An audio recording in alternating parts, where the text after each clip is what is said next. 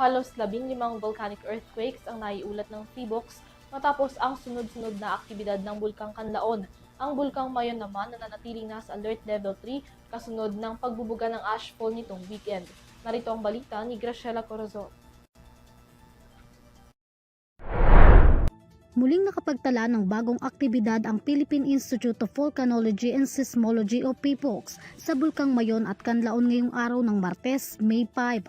Sa ibinahaging sped-up camera footage at mga larawan, makikita ang pagdaloy ng Pyroclastic Density Current or PDC o pagdaloy ng uson sa southeastern slope ng Bulkang Mayon. Ayon sa PHIVOLCS, batay sa mga nakuhang video at larawan ng Mayon Volcano Observatory at Quick Response Team, naganap ang lava flow collapse fed PDC signals o uson, lava effusion at lava flow mula 7:19 at natapos ng 7:26 ng umaga.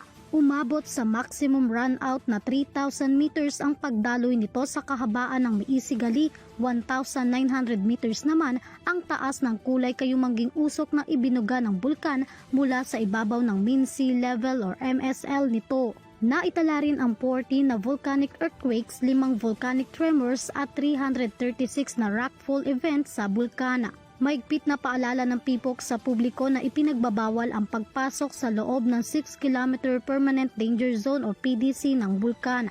Sa kasalukuyan, nananatili pa rin sa Alert Level 3 ang Bulkang Mayon na nangangahulugang may mataas na antas pa rin ito ng aktibidad.